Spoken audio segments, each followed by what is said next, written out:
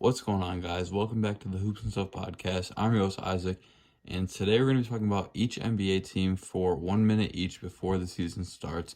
And some of them may be under or over a minute by a little bit, but it'll be around a minute for each team. So let's get right into it.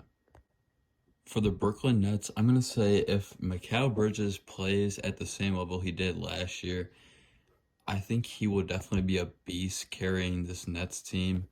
I think Mikal will probably be an all-star this year if he plays at that same level. And there were talks about the Brooklyn Nets getting Damian Lillard, but unfortunately it didn't go through. And another player I like on this team is Nick Claxton, and I think he'll have a solid year this year too. He did pretty solid last year. Cameron Thomas is definitely another player who I also wanted to talk about for just a quick second. He showed sparks of greatness last season. He had multiple 40-point games in a row. Back in March, at the beginning of the month, he had 44, then he had 47, then he had 43. And he just seems to be a little inconsistent at times, but when he's given minutes, he definitely performs like a pretty good, solid player for that Nets team. Next up, we have the Boston Celtics, and this year with the Celtics, we see the addition of power forward Kristaps Porzingis, and obviously Kristaps hasn't been a great player since he got hurt when he was back with the Knicks, but he's still a decent player after that injury, just not as good as he was. And I honestly believe that Tatum is going to be an MVP caliber player this year, but the only thing that could restrict him is having players like Jaylen Brown or Kristaps Porzingis who are all like they're also going to be significantly scoring as well. So that's going to take away from how many points Tatum is able to score. And this team very well could have 3 All-Stars this season if they all stay healthy and all play their hearts out. Because, like I said, you have Kristaps, you have Jaylen Brown, and you have Tatum. So that's a pretty good big three. And Marcus Smart going to the Grizzlies was sad for a lot of Celtics fans, though, and I hope they can still at least play some solid defense without him. They do have some solid defenders still, so we'll see how their defense plays this year without Marcus Smart. Next up, we have the Knicks, and for this Knicks team, honestly, I think that their big problem is probably RJ Barrett and Julius Randle, because the year before last, Julius Randle was doing really good at during some games, but then last year he didn't do anything crazy, and then hopefully this year he'll be back to that good player we've seen 2 years ago. And for RJ Barrett, I feel like he's just a really inconsistent player. I mean, they use a number 3 draft pick on them, which is pretty high, obviously. So, hopefully he starts to get a little better because he hasn't really, I think his big problem is just his inconsistency. He'll have a really good game or a couple really good games, or he'll play really good for a week, and then he'll just go a couple weeks without playing very good. He'll score like under 10 points a game. So that's definitely a big problem for the New York Knicks. And they do have Jalen Brunson, who is probably their best player right now. And they should probably work on getting a new center soon because Mitchell Robinson is not the greatest, but he's not terrible. I think he should just probably be a backup center instead of starting. Next up, we have the Toronto Raptors, and with the loss of Fred VanVleet, I don't think that's really going to change this Raptors season, honestly, because they did pick up Dennis Schroeder, who is definitely not at the same level as Fred VanVleet is, but they also picked up Grady Dick in the draft, and I think he's going to be a really solid player for this team. He's a big guard, so he's gonna be taller than a lot of the other guards. He's like 6'7", I want to say, and he seems like he can shoot the ball pretty good. So I'm excited to see him play for this Raptors team at that point guard position, maybe shooting guard, depends on what they want to do with them. But I think at the beginning of the season, they'll start off with Schroeder at the point guard, and they'll transition into Grady Dick at the point guard. But I don't think this Raptors team is going to be too bad. They had a lot of talks, honestly, about trading OG Anunoby, but it never ended up happening. So maybe they'll end up trading him before the deadline this season. But I don't know, because it seemed like they were trying to work out a lot of different trades for him, but none of them ever ended up going through. And I don't think he's a terrible player. He plays some pretty solid defense. So we'll see what the future holds for this Raptors team this season. Now we have the Philadelphia 76ers, and with an MVP Joel Embiid, we'll see what this team can do. I mean, they do have a pretty solid starting five. They have players like Tyrese Maxey, James Harden, Tobias Harris, and obviously Joel Embiid. They have PJ Tucker, who is actually not probably, he's definitely the worst player in their starting rotation, but not a terrible starting five for that Philadelphia 76ers team. I don't think that they're going to do great just because they have a lot of competition in the East with teams like the Bucks or the Celtics. But I think they should definitely make the playoffs, and they'll probably be like a top 5 seed this year. But they might fall to like the 4 or 5 seed because like I said, they have quite a bit of competition in that Eastern Conference. And I just don't think that they have the team that's going to win a championship unless Tyrese Maxey like really gets a lot better this year. And I'm honestly expecting James Harden to not do great just because obviously he's getting older, so he's not going to be as good in these upcoming years as he has been in his prime like 2-3 years ago when he's with Houston. Our next team is the Milwaukee Bucks, and with the recent addition of Damian Lillard, I think this team will be dangerous.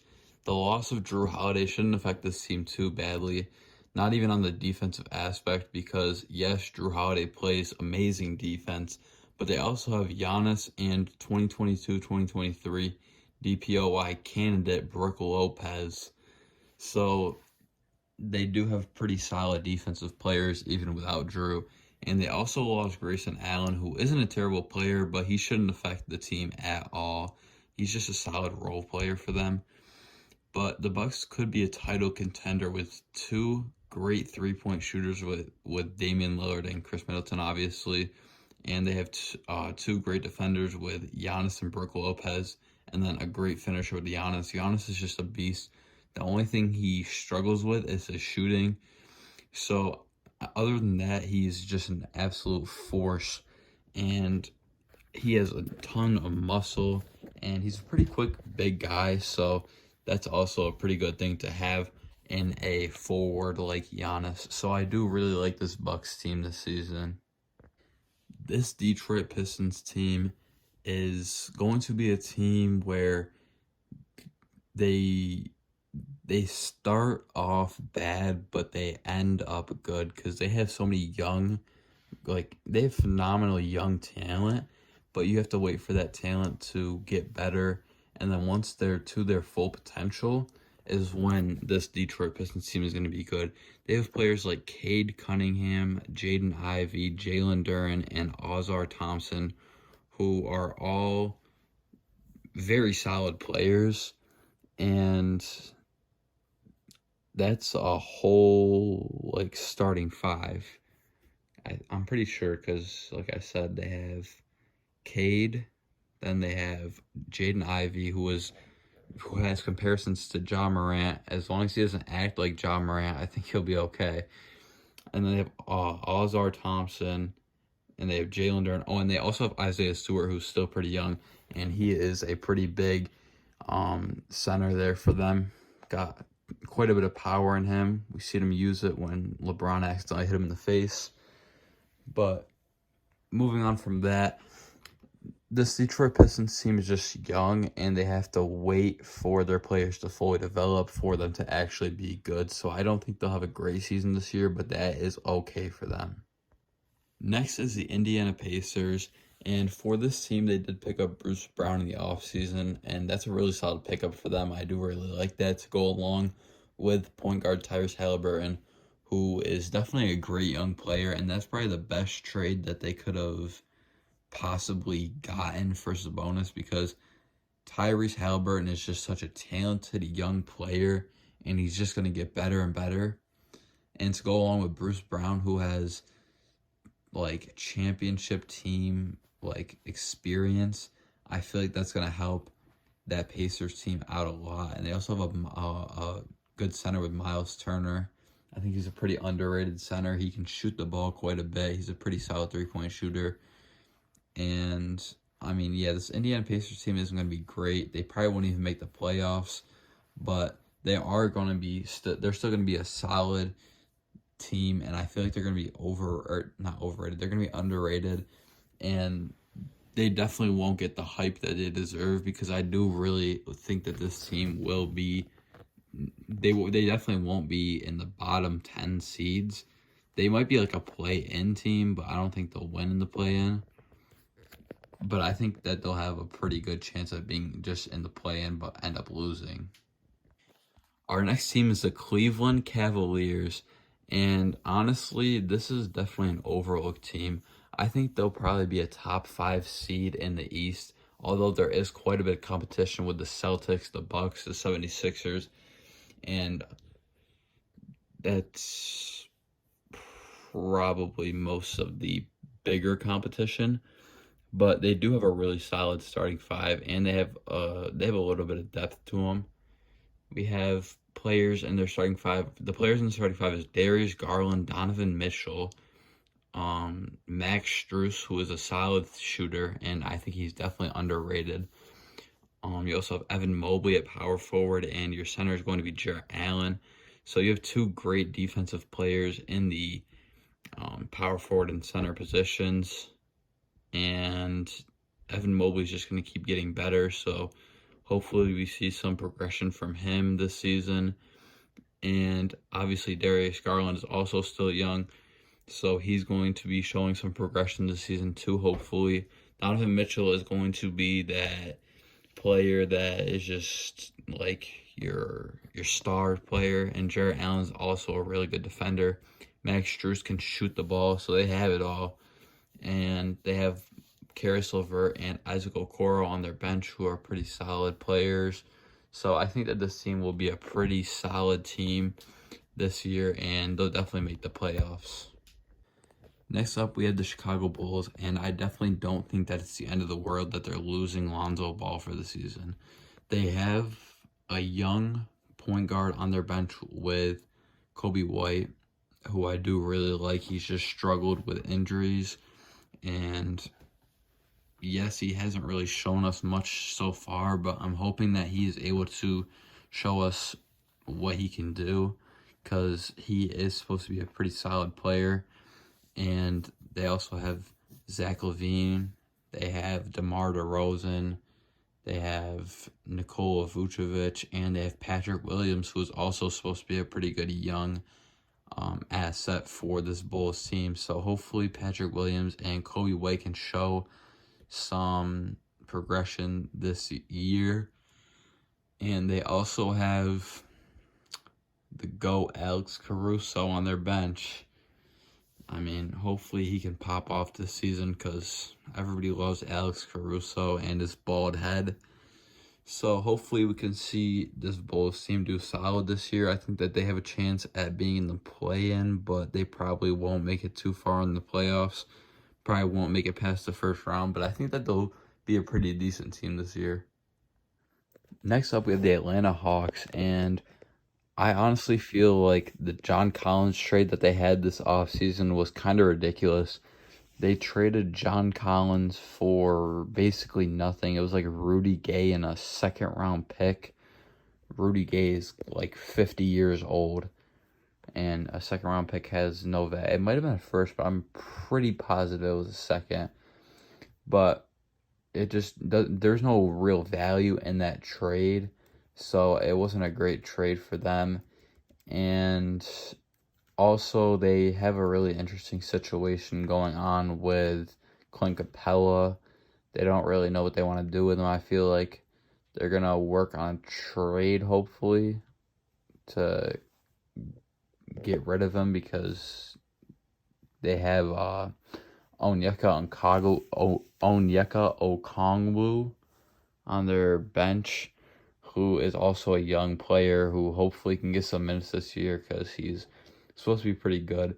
And looping back around to that John Collins trade, I just confirmed it is a second-round pick that was sent with Rudy Gay for John Collins. So that's kind of ridiculous to me, but because I actually think that John Collins was a solid player, but I guess they just don't like him anymore, and they want to get rid of him. So that's really all I have to say for the Atlanta Hawks. All right, for the Charlotte Hornets, we have to talk about LaMelo Ball. Will he finally stay healthy for once? And another thing is they also have Miles Bridges coming back this year after he beat up his girlfriend. So hopefully he can come back and play at that same level that he was playing at, but he probably won't. His hands probably hurt a little bit. I don't think that he should have been able to come back into the league just because of the stuff that he did, which we do have another player that had a similar situation that we'll definitely be talking about later in this episode. But Miles Bridges, hopefully for the Charlotte Hornets team, does good, but I'm praying on his downfall, not going to lie. They also have Terry Rozier, who is a solid player. He can fill in for LaMelo Ball when he's out. They have Mark Williams, the young center, that's supposed to also be pretty good. So hopefully we can see him play some minutes this year. They have Kelly Oubre, who we've seen inconsistent for a couple years now. And then they have Gordon Hayward, who's getting up there in age. So not a terrible team if they can stay healthy. And I'd like to see what the Charlotte Hornets team can do this year. Our next team is going to be the Washington Wizards. And for this Wizards team, the pickup of Jordan Poole is absolutely beautiful. They have Tyus Jones as well. So you have Tyus Jones and Jordan Poole. They'll definitely start Jordan Poole, possibly Tyus Jones as well. Start Tyus Jones at the point and Jordan Poole at the shooting guard. But time will tell on that one. And Jordan Poole is definitely going to be on his villain arc. He is very upset that he got traded from the Warriors. You could just tell by his face that he doesn't want to be there. He definitely had a lot more of a chance winning a championship again on the Warriors than he does on the Washington Wizards. But as a Warriors fan, I am really upset about this trade, but I just hope that Jordan Poole does good with this Washington Wizards team. He also has a player like Kyle Kuzma, who I also really like, and Daniel Gafford is definitely an overlooked player as well. So they have an okay team. They're definitely not good, though, and they're probably not going to make even the play-in. So unless Jordan Poole just goes absolutely insane, which is highly possible, but I doubt they're gonna be a great team this year because they just don't have the pieces. Next up, we have the Miami Heat, and with a great chance of getting Damian Lillard, the Heat unfortunately sold the bag. I feel like they could have gotten him, but they were definitely overvaluing their players quite a bit. They really wanted to get rid of Tyler Hero, who nobody really wants, with some picks for Damian Lillard. But like I said, the problem is that nobody wants Tyler Hero. And the smart trade would have probably been to trade away Bam Adebayo and a player like Caleb Martin or Duncan Robinson with some picks, and that could possibly have worked. But as Damian Lillard is getting older, he is going to start to regress, and soon he won't be a great player like he has been in the past.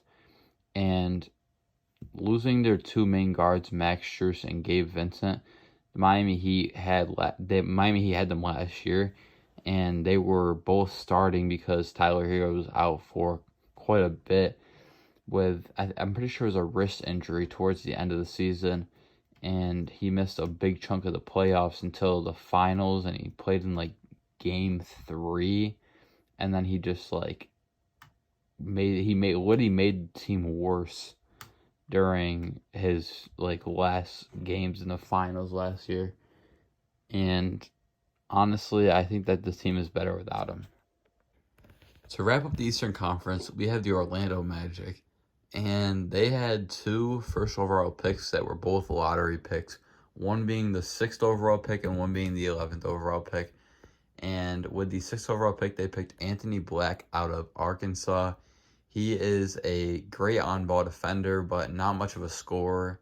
He averaged 2.1 steals per game last season, and he only had 0.6 blocks, but out of a point guard, you can't really expect many blocks. He was averaging 13 points, which isn't terrible, but you'd like to see more, and he had 4 assists and 5 rebounds a game, and he was 70% from the free throw line. So hopefully he provides this team with some good defense. And for their 11th overall pick, they had Jet Howard out of Michigan. So not going to talk about him too much since we're already getting a little past our minute. And I just don't want to get these clips too long. But hopefully they can help out Paolo Banchero and Franz Wagner and some of those other like role player type of players on the Orlando Magic. To start off the Western Conference, we have the Denver Nuggets, and they have an MVP caliber player with Nikola Jokic. He was an MVP candidate last year and the year before and the year before that, and he's going to be an MVP candidate this year.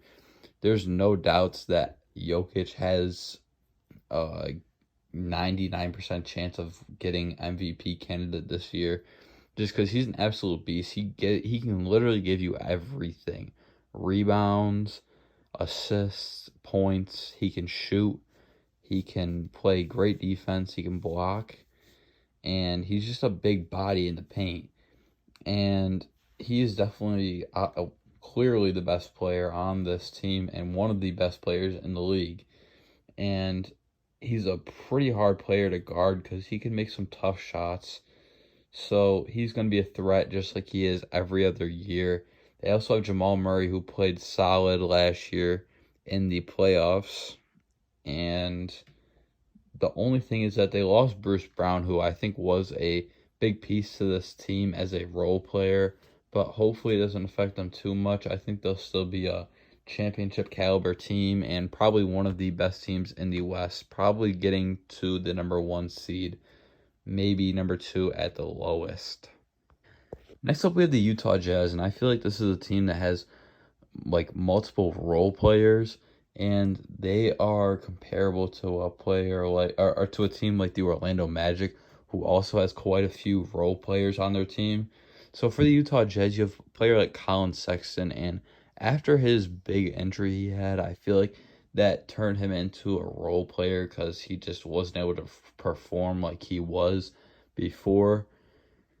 And you also have Lauri Markkanen as your best player, and I mean, he's probably not a role player at this point since he was an all-star player last year, but they also have a player like John Collins, who they just received in the trade, who I would say is probably a role player, and they have Jordan Clarkson, that's what I was trying to think of, who is also going to be a role player for this team. So they have quite a bit of role players, like I said. But they honestly don't have a terrible starting 5. It's nothing to go nuts about, and they probably won't make the playoffs, but they have a chance. I know they had a pretty high pick, and I'm pretty sure they had a pretty high pick in this year's draft. So I don't remember quite who they drafted, but I'm pretty sure it was somebody decent. So hopefully we can see this Utah Jazz team perform this year without their former players like Donovan Mitchell and Rudy Gobert. Speaking of Rudy Gobert, we have the Minnesota Timberwolves, and since he's been there, he hasn't done much, so I don't expect him to do anything this year. Maybe he'll get some blocks, but that's mainly it. But the main player that I expect to do a lot for this Minnesota Timberwolves team this year is Anthony Edwards. I think that he's going to step up his game another level, and he will probably be he's probably going to end up being an all-star this year, honestly, because he's just a great player. and he's a very explosive player. So that's a big thing that I like about Anthony Edwards. To go along with a player like Cat who can shoot the three, he's big. So I do really like this Minnesota Timberwolves team, and I think they have a pretty good chance at being a good team. I think that their only struggle is with the point guard position because they do have Mike Conley, but he's also getting older, so they're gonna have to find somebody new soon. And then like Rudy Gobert is also getting older, so he's not great. But they also have Jaden McDaniels at their small forward, who is a solid player as well, and he's still young, so hopefully he ends up being a pretty great player for them as well in the future. But as of this year, I think that they'll be like a mid-level team, maybe a play-in team or like deep into the playoffs. Our next team is the Portland Trailblazers, and this is definitely going to be an interesting team to talk about as they were just part of an like amazing trade that took place the other day. Losing their vet, Damian Lillard, that's going to be a big problem for this Portland Trailblazers team, but I think that they'll still be a solid team, possibly play in, but I don't think that they'll be in the top 6 seed to make the playoffs without being in the play-in. They could get through the play-in to be like a 7 or 8 seed, but I'm not sure because they do have some pretty good pieces. In this trade, they acquired Drew Holiday and DeAndre Ayton. Those were the main players that they picked up. Drew Holiday is going to provide them with some defense, but they also have Scoot Henderson and Anthony Simons. So they have 3 pretty solid guards. They'll probably end up starting Drew Holiday and Anthony Simons at the beginning, and then once Scoot gets some time, they'll end up putting him at the point guard, possibly putting Drew on the bench, but maybe putting Anthony Simons on the bench. Or maybe they'll want to see what Anthony Simons can do at like a small forward position. And then obviously their power forward is going to be Jeremy Grant this year. And their center will be DeAndre Ayton, who they just acquired in the trade. And I feel like this will give DeAndre Ayton a chance to show if he was actually just like not getting used in Phoenix or if he's just not a good player. Because a lot of people are just saying like he wasn't getting used in Phoenix and that's why he's not a great player. Like that's why they undervalue him so much. So we'll definitely see what he can do on this Portland Trailblazers team. Next up, we have the Oklahoma City Thunder. And with the return of Chet Holmgren, this could be a solid team as long as he stays healthy. This is another team that has a lot of young assets. They have players like Chet Holmgren, they have Josh Giddey, they have Jalen Williams, both of the Jalen Williams, and then they have players like Lou Dort and Shai Gilgeous-Alexander who have been there for a good period of time. So, I mean, honestly, they have a pretty good team. They're just a lot of young players. Shai was going bonkers last year. He had a great year last year and definitely was an exciting player to watch. I think he was averaging like 30 points per game. It was either 30 or 31 points per game last year. And it was just like he was playing phenomenal. So hopefully we can see him match up with Chet well, and they could be one of the greatest duos in NBA history if we get lucky. But they're never going to beat Michael Jordan and Scottie Pippen. So hopefully they can play good together. Obviously, we haven't seen Chet play any NBA games because he was injured before the season last year. But this will give him a chance to prove himself. And with his build, it's definitely going to be easy for him to get hurt at the beginning of the season or any point in the season, but specifically in the beginning just because he's coming off an injury. So he's definitely a fragile player. And like I said, hopefully he can just stay healthy because I am really excited to watch him in the NBA. Next up, we have the Golden State Warriors. And with a similar team from last year, I think we'll have a solid team with the addition of Chris Paul. The loss of Jordan Poole is very upsetting for me, like I said earlier, because Jordan Poole was one of my favorite Warriors players. But if Chris Paul can get into that Warriors pace of play, then they should have a solid year this year. And I think that there'll be playoff competition, but not championship material. And with the addition of small pieces like Dario Saric, who is going to provide us with a true backup center, unlike JaMychal Green, last year, who, I mean, I'd say he's probably truly a power forward with the build that he has, but he was running center for us. So this will provide us with a backup center that's actually a center. And we also picked up Brandon Podziemski in the draft, who will provide us with more shooting off the bench. And I think that we'll have a good year. Hopefully, Brandon Podziemski can be helped out by Curry with some tips for shooting because he is big with 3-point shooting. So hopefully Curry can mentor him with that. Next up, we have the Los Angeles Lakers, and this team will definitely have questions around LeBron as to, is he going to perform like LeBron, or is he getting too old? Because obviously he's 38 now, and he's just kicking it around waiting for his son to get into the league before he retires. So we have a couple years left of LeBron probably before he is gone. So enjoy it while you can, because he's going to be gone soon. I'm 100% positive in the next, like, maybe he plays 3 more seasons, but it'll probably be 2. But within those next 2 or 3 seasons, he's probably not going to be great just because, like I said, he's older. Probably see him get injured a few times. Normal LeBron activity. But for this Lakers team overall, I think they won't be terrible.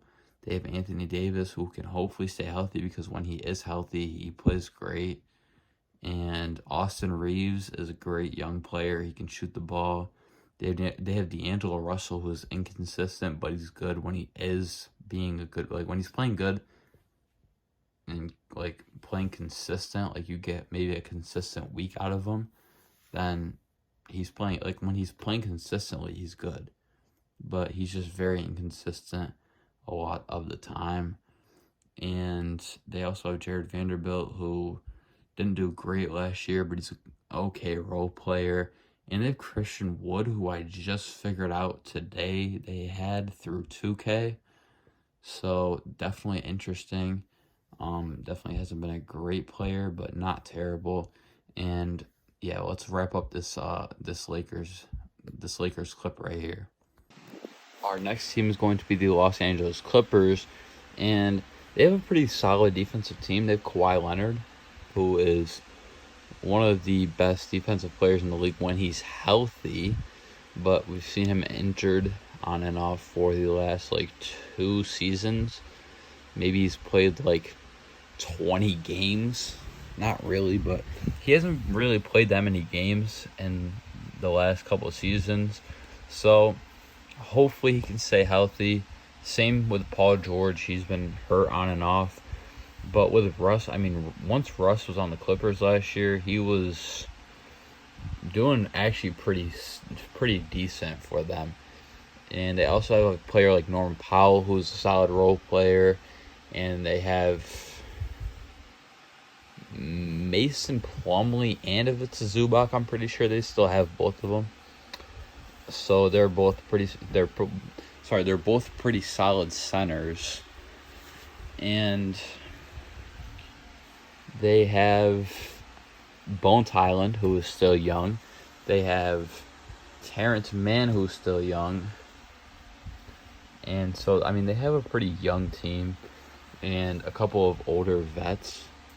So I think that those vets can definitely help out those younger players. And I think that it'll be a good combination. But I don't know that there'll be a play-off team, possibly a play-in team, but that's probably the most they could be this season. And that's pretty much all I have to say about the Clippers. Next up for the Kings, they had a really good playoff run last year, so they could definitely be a playoff threat this year as well.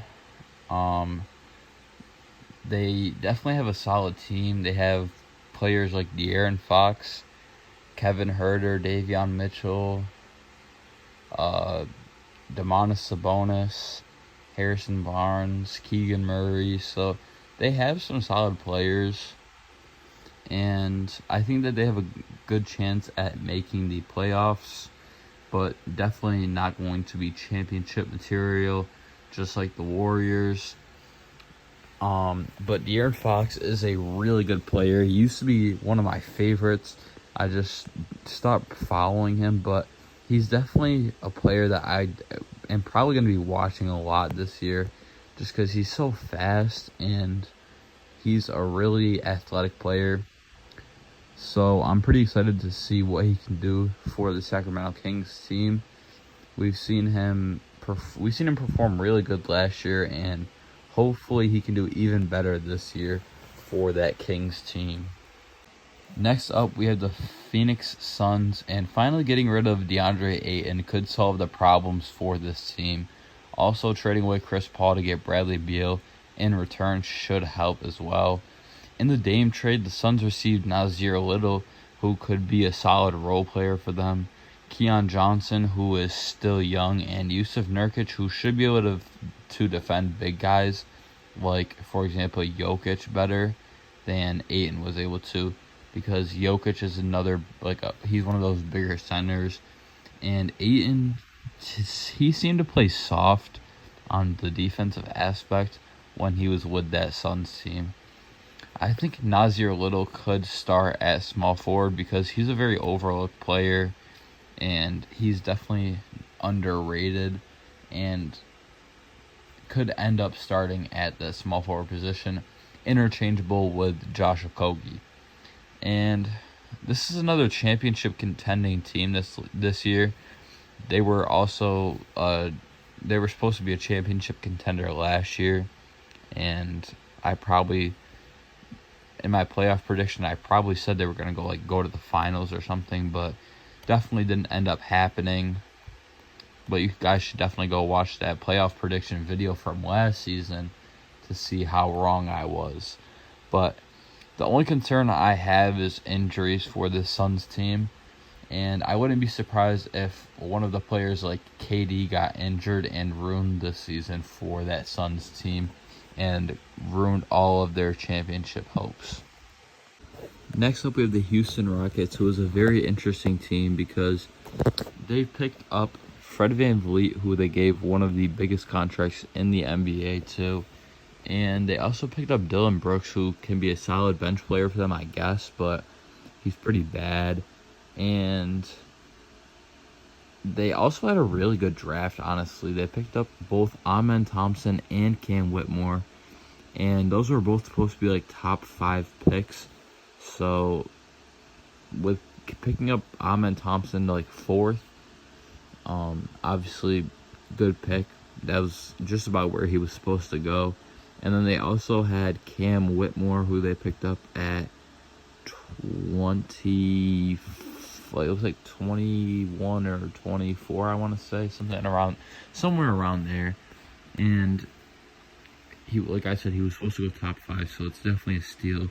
But he was having problems with his interviews, or he had like an injury or something that he wasn't talking about. So there was something bad that ended up happening with Cam Whitmore, but the Rockets ended up picking him up somewhere in the 20s, early 20s. So that was definitely a good couple pickups in the draft for them. And just real quick, I want to talk about the situation with Kevin Porter Jr. He's going to be off the team this year. He got in trouble because he beat up his girlfriend, and it was really bad. So that's definitely a big problem, it seems like, in the NBA nowadays, because we've seen it with Miles Bridges, and he ended up getting a second chance. But this is a lot worse, and I don't think that Kevin Porter is going to get any second chances this time.